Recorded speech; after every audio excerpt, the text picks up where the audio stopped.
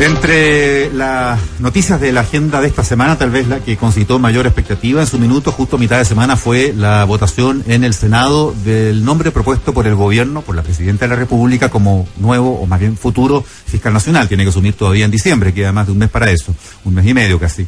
El nombre propuesto fue aprobado finalmente por una mayoría casi total, 32 votos y 2 abstenciones, lo que llevó al gobierno a sacar una cuenta muy alegre, diciendo que había sido finalmente una elección y una aprobación unánime. El nombre, ya todos lo conocemos, el de Jorge Abbott. Hay una figura en el derecho nacional que ha estado más de una vez aquí rondando esas expectativas, la posibilidad también de haber sido fiscal en su minuto. Nos referimos al ex fiscal regional a cargo de la Fiscalía Regional Metropolitana Oriente de Santiago, Javier Armendáriz, que en su minuto, recuerden ustedes, hiciera noticia cuando le tocó encabezar las investigaciones de los abusos sexuales que se imputaban al ex senador Jorge Lavandero. O el caso Bombas. O el caso Bombas, cuya primera parte justamente de la investigación la dirigió él, hasta que después pasó al fiscal Alejandro Peña. Y hoy se desempeña como decano de la Facultad de Derecho de la Universidad San Sebastián. Decano Armendáriz, ¿cómo está? Muy buenos días. Hola, ¿cómo están? Buenos días.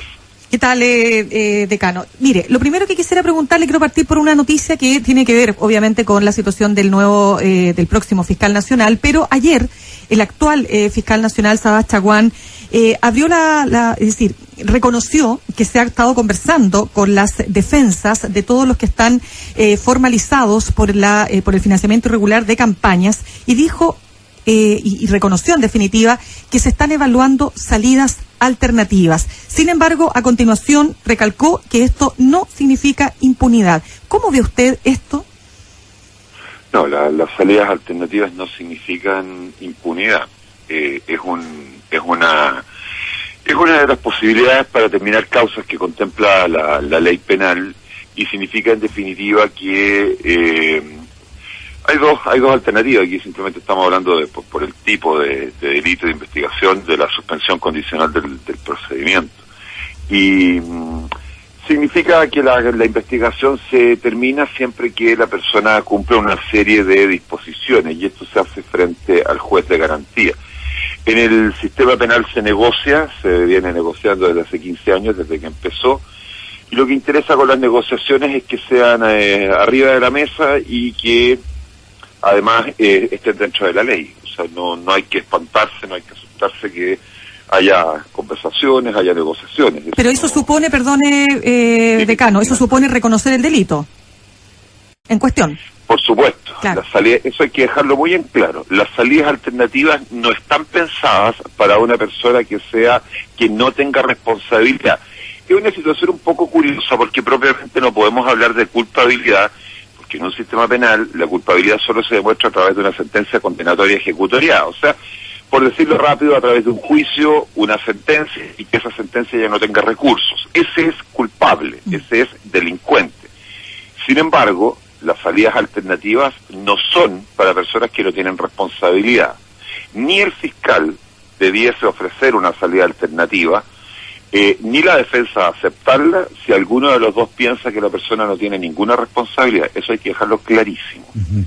Ya, pero aunque no haya sentencia ejecutoriada de última instancia, sin recurso posible... Exactamente, porque no puedes decir que sea culpable porque claro, no tiene juicio. Justamente es una salida alternativa.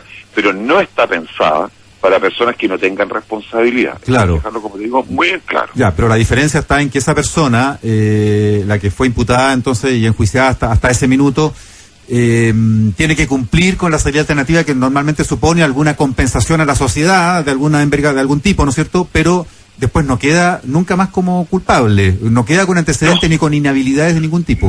No, porque eso solo es fruto de la sentencia condenatoria, claro. Justamente por eso se llama la sentencia alternativa y por eso es una institución que el Ministerio Público tiene que también manejar con cuidado y con responsabilidad. Uh-huh. Porque por supuesto no puede aparecer, por ejemplo, respecto de delitos muy graves. Eso claro. Es una cosa, además tiene limitaciones legales. En el caso que estamos pensando todos, ¿no es cierto?, que es la investigación que está dirigiendo el fiscal nacional Chaguán respecto del caso Penta y todas las aristas derivadas, caso SQM, y en vista de la connotación pública y política que tienen estas investigaciones, ¿es factible, decano Armendáriz, pensar en este tipo de salidas? Me imagino que en la lógica, ¿no es cierto?, que el propio nuevo fiscal Abbott ha planteado que las penas que aquí van a caer o recaer sobre los imputados finalmente no van a ser muy grandes. Pero sin embargo hay una connotación pública y política que da cuenta de que son grandes casos. Entonces, ¿qué pasa con la opinión pública y con el ejercicio de la justicia ahí?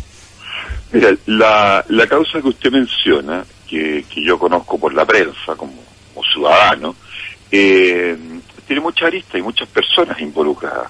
Por lo tanto, la posibilidad de pensar en aplicar salidas alternativas en ese caso, a mí no me asusta para nada, digamos. O sea, está dentro del sistema y naturalmente está dentro de lo posible. Pero es una herramienta, insisto, que el Ministerio Público tiene que emplear con responsabilidad. Ya, o sea, por ejemplo, perdón, Mirna. Es sumamente usada. Ya, sí.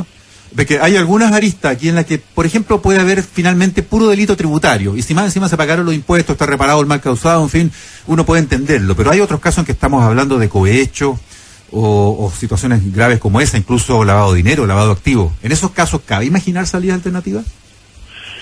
Mira, las responsabilidades penales, lo que tiene que ver con las salidas penales tiene mucho que ver con la persona, o sea, son individuales.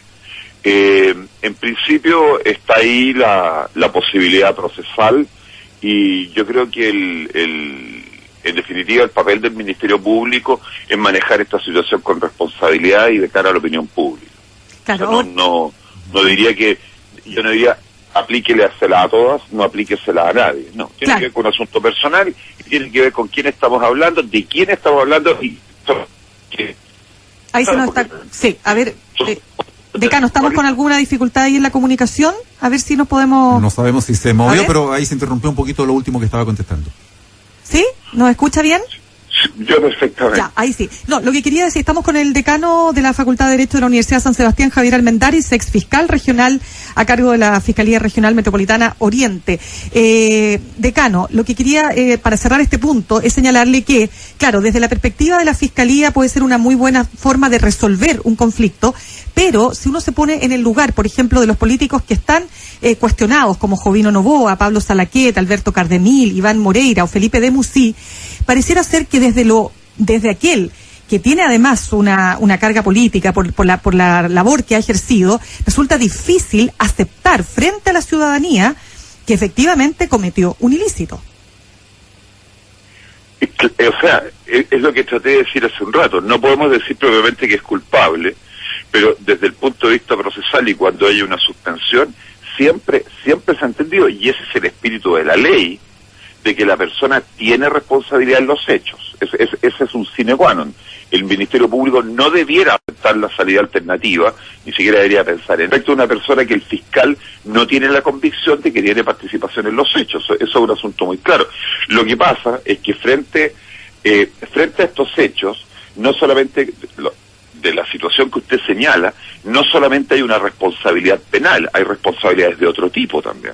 Pero hay responsabilidades morales también en esto, hay también el cómo presentarse frente a la ciudadanía en cuanto a las conductas propias, ¿no? Y cómo me desempeño en ellas.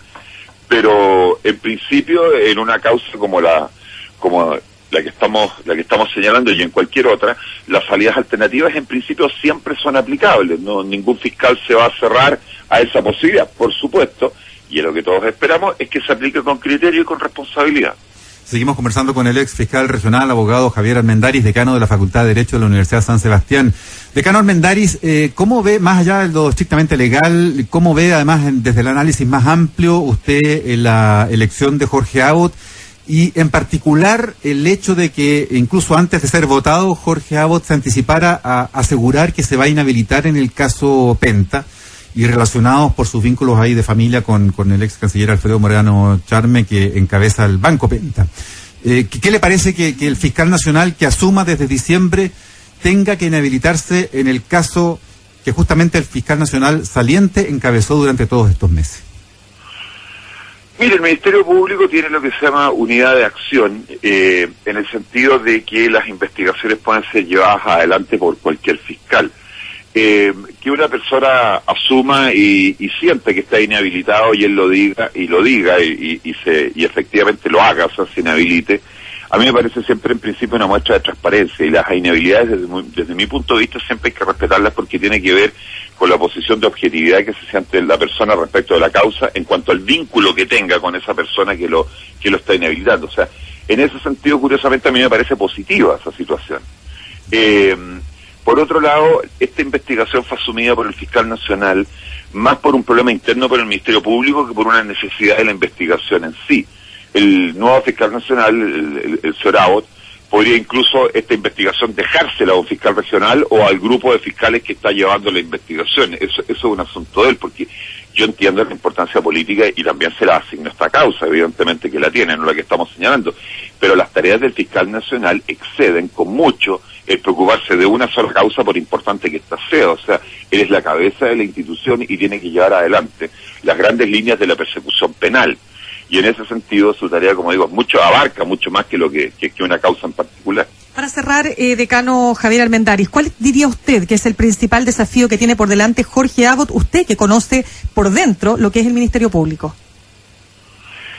Es una tremenda tarea la que tiene adelante, es una tremenda tarea, y yo espero que esta suerte de cerrar filas del mundo político en torno al Ministerio Público también se haga en lo que es apoyar su labor. Para mí el principal desafío que tiene el próximo fiscal nacional es diseñar y llevar adelante una política de persecución penal, una política criminal, que es un asunto que no es fácil y que por lo demás el Ministerio Público, como es un organismo autónomo, necesariamente necesita engarzarse, necesita insertarse en el resto del aparato estatal. Pero no existe actualmente no existe esa política, dice usted. No. No hay. No hay política de persecución criminal. Una política de persecución criminal es un plan en que usted diseña objetivos de corto, mediano y largo plazo, y cada uno de ellos con fase de diagnóstico, de diseño, de planificación y de evaluación. Eso no lo hemos tenido nunca. Y no es fácil hacerlo, ¿eh? No. ¿Por qué? Porque el Ministerio Público en esto no puede actuar solo y por lo tanto necesita considerar voluntades. De ahí es que estoy tratando de mostrar que es el desafío, yo creo que más importante, y además probablemente el más difícil que tenga un fiscal nacional.